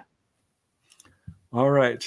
Next question comes from Amanita Mascaria, staying up late. Amanita, awesome. Question: why do I see some deceased loved ones in dreams and not others? Because they definitely had something to say to you. That's why they were looking for you. That happens. Not everybody will talk after they transition. They're off doing things or learning things still, going back over their own life, and you also have to be on the able to hear it. In other words, your OBE when this happens, just so you know, it's not a real dream, and it's an actual OBE, and they've contacted you and run into you and left you a message of some sort, or just want to imply something to you, or you may have a need to see them and you've called them into you. That can happen. All right. I just realized I didn't actually give out the call signs during the break time. So let me do that real quick. The United Public Radio Network, we're streaming on it. UFO Paranormal Radio Network, 105.3 FM and 107.7 FM from the beautiful city of New Orleans. Please forgive me, guys. Don't take us off the air. I got it out. It's a little late. But yeah, we're also on Roku and YouTube and Facebook and perhaps soon other platforms. So just want to give a quick shout out to that. 105.3 and 107.7. Thanks for listening, guys. And let's get on with the questions, because you guys are delivering. I totally appreciate it. I wish we could have had them for the whole hour. But we will make do. And I just wanted to go touch back on Amanita. Your question is, I'm going to reiterate what Dolly says. When people pass on, we're at different levels. Or my father, for example, I didn't have any dreams about him, and I never had any OBs about him for years. And it's still a little bit up and down because I think he had some issues to work on. So sometimes we go to the other side and we're a little bit busy. And other times you'll see them right away if they're at that level and they're already very spiritual. And I think that's what really helped with Simon, because his wife was clearly spiritually advanced and very spiritually and psychically aware, and was able to instantly connect with him, or not instantly, but certainly they landed together. I know, twin flames, they can do that. It worked well. So I think it's a two-way street for sure. So don't be disappointed if someone's not showing up. They might be busy. All right, this was funny. I'm just bringing this up. Peak says, I loved seeing Dolly fangirl. Dolly is so adorable, and it was so endearing. Yeah. Oh, wow. That was cute. I know. I gush every now and then. Thank you. Oh, my God. All right, Linda Catlett. My dad passed away a few months ago. Oh, my condolences. The first 2 weeks after his passing, I felt him in my presence, but I no longer feel him. Yeah, well, that speaks to what we were just saying. He's probably might be off on his wild journey. I don't think, I'm just bringing this up because someone asked me, that he's reincarnated yet, unless it's directly into your family where he can re-experience you. And what I've found in my own research is that people generally will wait until all their loved ones and people they're directly connected with pass on, so you can all, reunite. And then, because time is different on the other side, and you can come back into any era. So I think there's probably reasons why sometimes people don't show up. For example, I had very close connection with my mom for years and years. Now it's very sporadic. I had one OBE just recently where I popped out and I went looking for her, and I found my brother Steven, and he wasn't quite fully clicking to it. He looked young, he looked great. And I knew my mom was there, and I turned around and I found her, and I'm like, Mom, can we talk? And she said, no. And off she went. I was so mad. I was really mad and kind of hurt a little bit, but yeah, she apparently was busy. So I'll try again. Okay, now here is a question I've been thinking of, and I'm just racking my brain, and I finally thought of one. This is from Fun Talks TV. Question for you two. Do you have any other uplifting movie titles that represent the afterlife? That one with Albert Brooks and Meryl Streep. What's it called? Can't hear you. Nope, your microphone. Are you on mute, Dolly? You are. You're on mute. Here, I'll unmute you. Can you hear me now? Yeah. Okay. It's called Defending Your Life. Yeah, I loved that one. That was funny and uplifting. I'm trying to think of others. Definitely not Flatliners. No. That turned into a horror movie. No. There's got to be some good ones out there, but I'm still. I was thinking of one while we were talking with Stephen, and then poof, it went right out of my head. It'll come back to me in a minute. But yeah, there are a few out there. Definitely. Ghost. Oh yeah, that's a good one. It's not really so much about the afterlife. The other day. Yep. But yeah, that's a really good movie. And actually really accurate in a lot of ways too. Yes. Okay, we'll try to think of some others, but definitely Defending Your Life is a good one. Meryl Streep is really good in that one. Albert Brooks too. Yep. Shirley MacLaine's in it too. Oh, that's right. Yeah.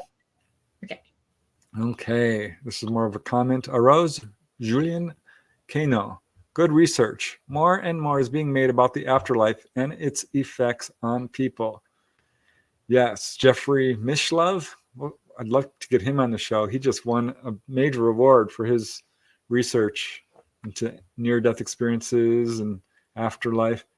There's absolute evidence of the afterlife coming from mediums, from channelers, from out-of-body explorers, and from ghosts. Mm-hmm. Frankly, there's technology that is really making great strides where you can absolutely electromagnetically communicate. There's a whole series of cases of people who've connected the afterlife with phone calls. I did a whole episode on Phone Call from an ET. There's a book by Daniel Cohen called Phone Call from a Ghost, which outlines several cases. And my dad, when he passed on years later, his girlfriend came up to me and she says, you know what? I got a call from him the day after he died.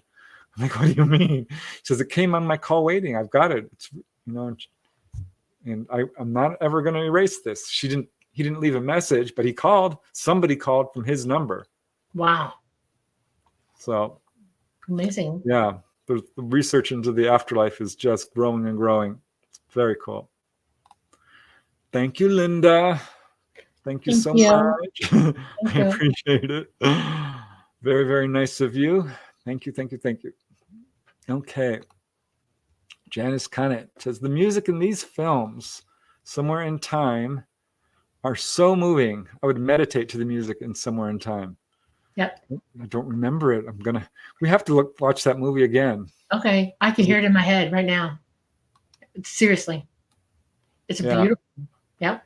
I've talked to people who had near-death experiences. One was a family friend, and often it's chimes or bells or classical music. Mm-hmm. And she's describing, she had an out-of-body experience, actually. I'm like, did you hear any music? And she said, yes, I did, actually. And I said, what kind was it? She says, it was classical. I'm like, there you go. So yeah, music is really important and comes from the other side, I think. I don't know. Okay. This is from CT Guitar Guy to you, Dolly. How does Dolly know she didn't manifest it because she wanted to be there? Visit being a fixture, given the idea that we make our reality on the other side. So I guess the question is this Crystal C objective realm? I have a habit.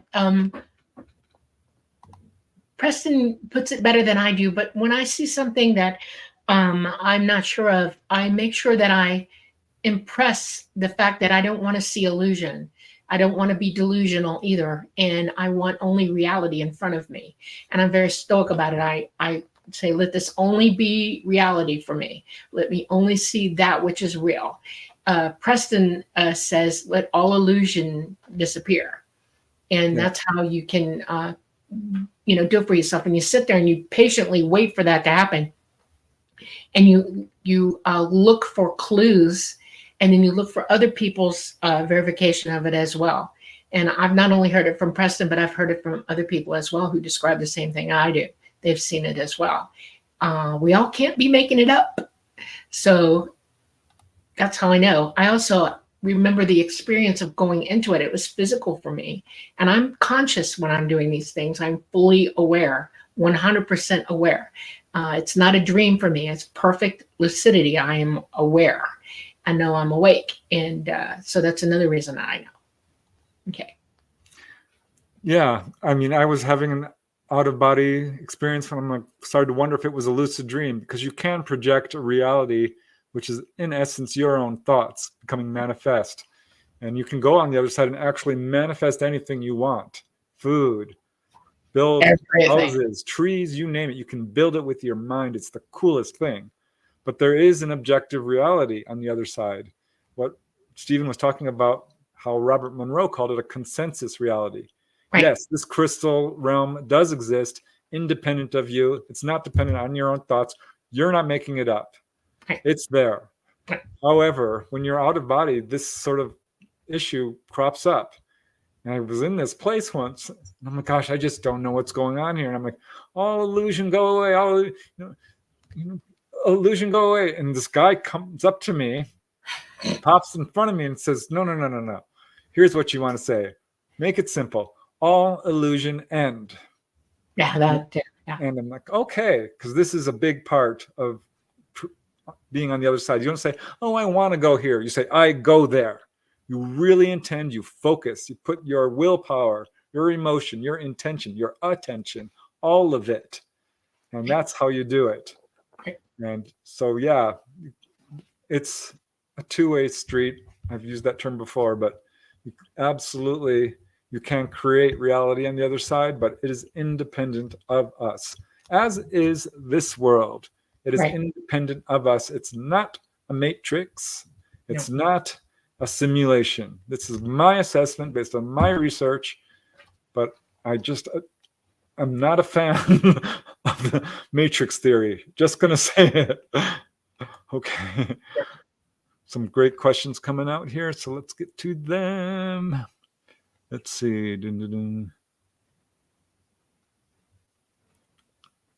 Hold on one second. Okay.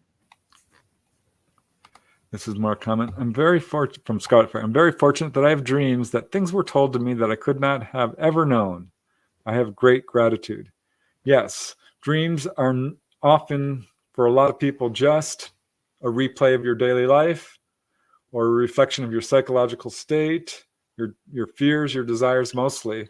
But then you move up a level to lucid dreaming, where you're aware in the dream and you can control it and you can manipulate it. And from there, you go up another level where these dreams have verifiable information, precognitive dreams. And that's when you know you're at a point where you can leave the dream state behind and become aware the entire night. And that's when you've reached a psychological level where you're already processing through your issues of fear and desire and lust and greed and hate and all the things that steal your attention.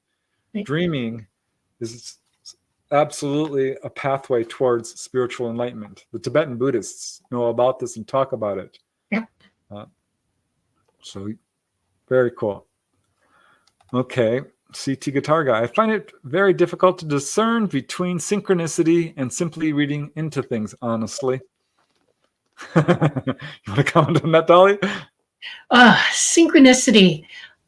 Synchronicities are things that speak directly to an issue or a moment in your life that leads you to a point of understanding. That's what a synchronicity is. You don't have to think about it. It's right there in front of you and you absolutely see it. And it's absolutely mirroring something else at the same time or separately. You know, it's really weird how that happens. It's almost you're showing yourself to pay attention to an issue. That's what synchronicities are. They're to help lead you down the path that you're supposed to be going on. And you're actually seeing things that show you you're going the right way. That's how they work. So. Yeah, I mean, I sympathize with you. I've had that feeling, but when I get the chills, that's when I know this is meaningful. Right. And, I have the same problem with remote viewing. I'm getting these images. I'm like, well, gosh, how do I know I'm not making this up? And this leads back to what Stephen was saying. Trust in your intuition, practice. The more you trust and you explore with it, the more you'll understand that what this is actually happening. And verification will come. I mean, you can draw what you're looking at. You can write it down. You can keep a journal, and then it'll verify itself within a certain amount of time. Short amount of time actually. So do that. All right. Here's from Damon. I had several dreams recently. My deceased grandpa visited me. Very cool. I know that was him. Caps. Yes. When you know, there's a quality to their presence. He had a loving yet stern conversation with me, and all I remember, sorry to laugh because I know this feeling, is the number 118. What's 118? I've had this kind of weird thing where you have a long conversation, you remember like the last few words or something. It's so frustrating. And I don't know what 118 is, but that's a synchronicity waiting to happen. Somehow 118 is going to come to you, and you better pay attention when it does. There you go. That's how long you'll live. That would be awesome. I don't know. Just watch for it. Right, you're traveling and you get a hotel room and it's 118. Woo! Look at that. Or you're getting on a flight that's flight 118. I mean, pay attention. These are things that are telling you to pay attention to whatever's going on at that moment with that number.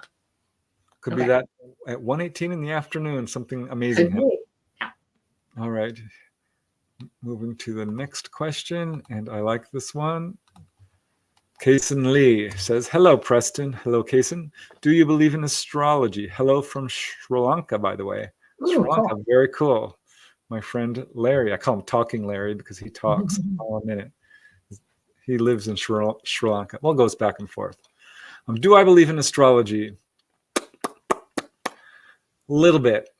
Yeah, I think there's something to it. I was always kind of a disbeliever because it's so abused, I guess would be the way to put it, or just thrown around with these little horoscopes. And I know a lot of people actually place quite a bit of value on it. And I think done correctly, if you can absolutely pinpoint your date of birth and time of birth and location and all of that, and have a real honest to God astrologer do your chart, I think it's a tool that will allow them to access verifiable information.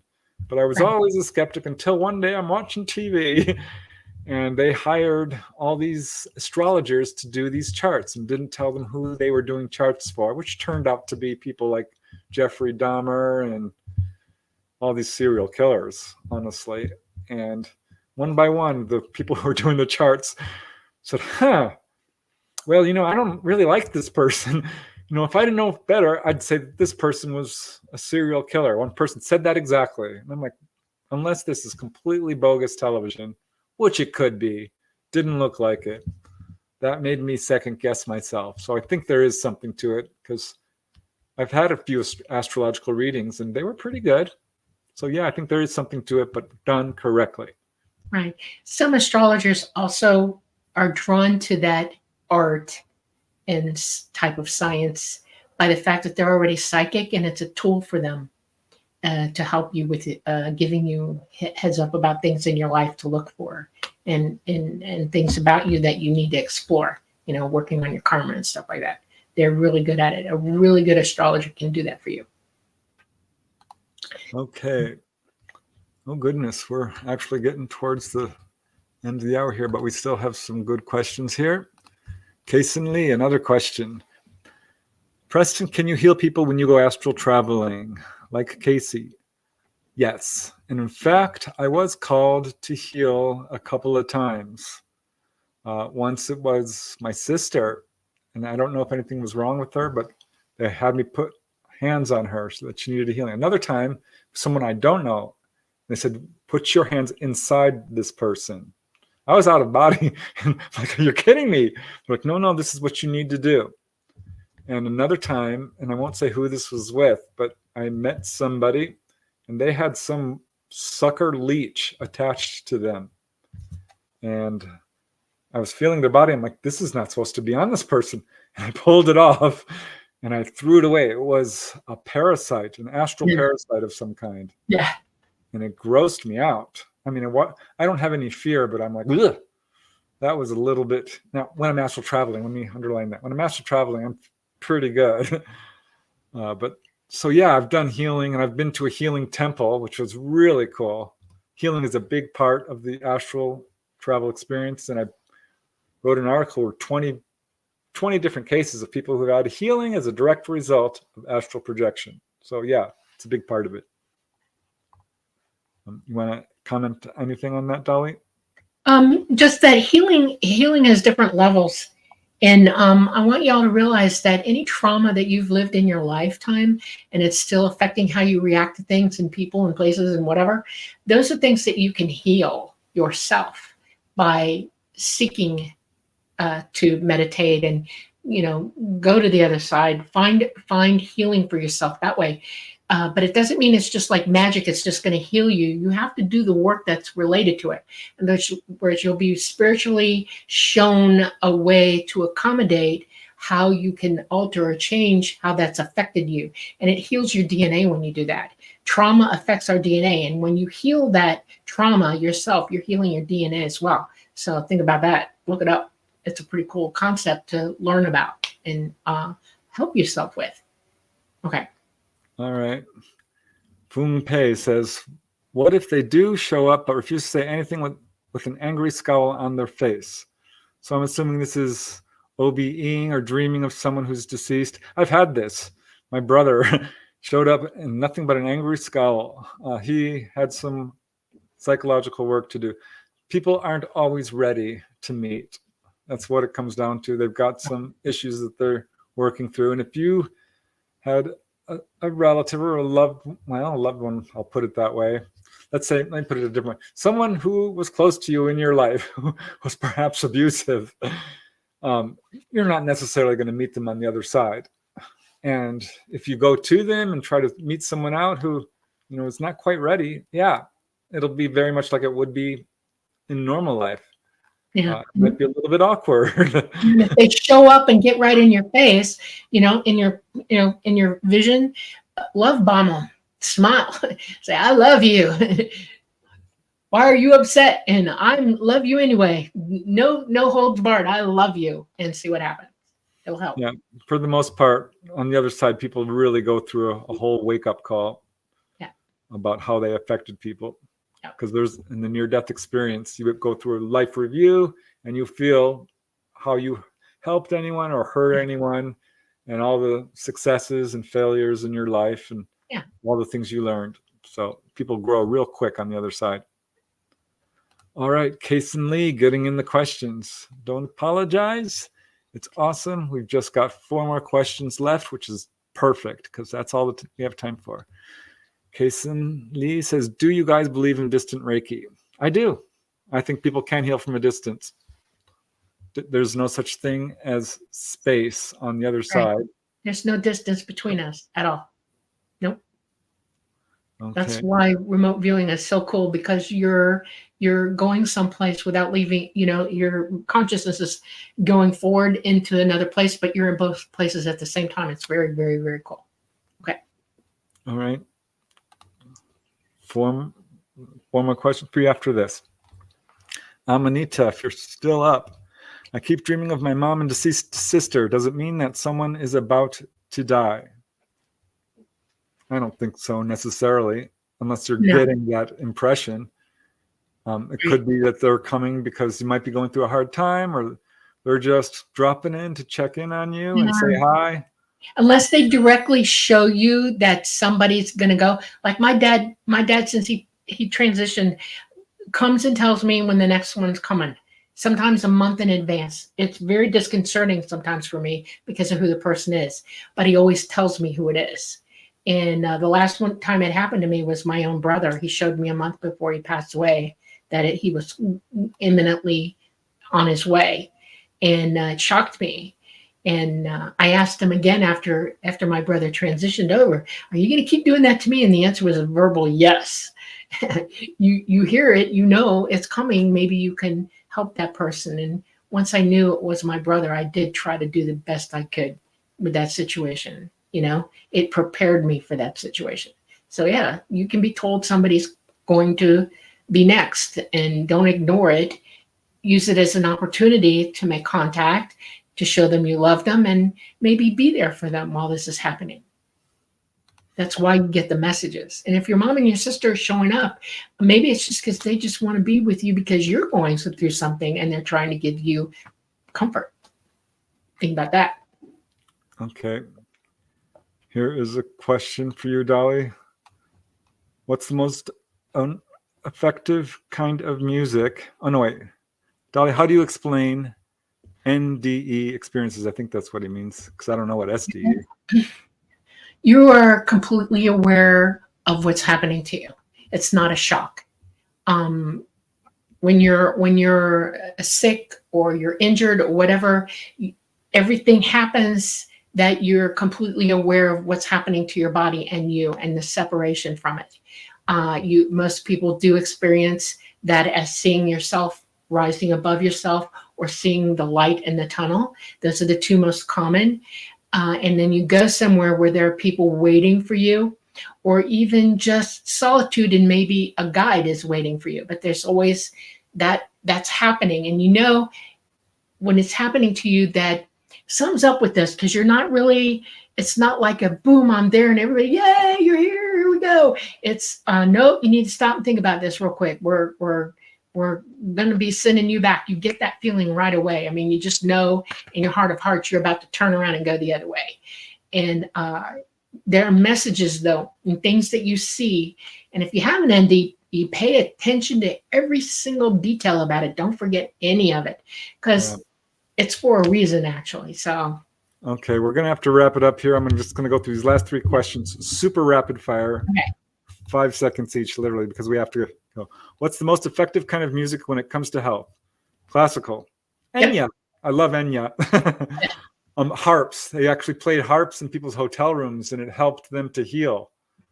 Any music that you really resonate with, but probably not, death metal or something really. No, Celtic music is really good for when you're ill. Listen to Celtic music, or music, and the music of nature itself, nature sounds, things like that. They're good for you. And make sure that you can ground somehow while you're ill. Take your shoes off, put your foot on the ground, feel it. Go sit on the porch and put your feet in the dirt. Wrap up if you have to. Have a couple of chanting. All kinds of music work. Yeah. Okay, we really have to close this up. Okay. Question: can you give recommendations on how to astral project? Yes, email me. The email is right there below. I'll say it to you guys. The email, I'll give you a guide. It's 3 pages, and I swear if you follow the steps, I guarantee it just about, it will work. Email me at prestonufo@gmail.com. It's my first name, the word UFO. Easy to remember, prestonufo@gmail.com. One other question. What is there to do on the other side? Whatever you want. Yeah, anything. All of it. Music, learn what you want to learn.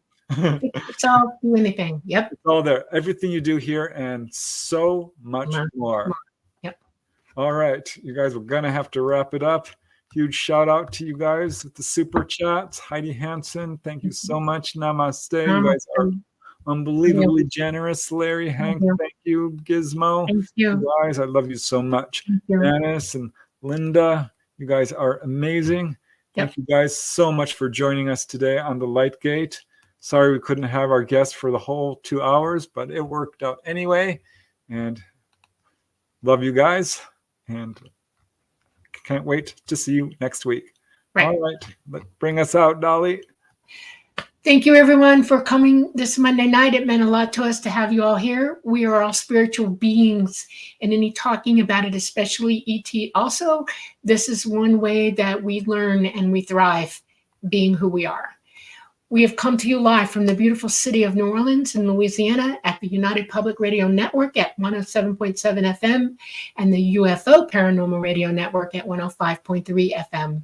We're on Roku, YouTube, and Facebook. We love you all very much. Y'all go forward. Have a wonderful week. See you next Monday. Namaste.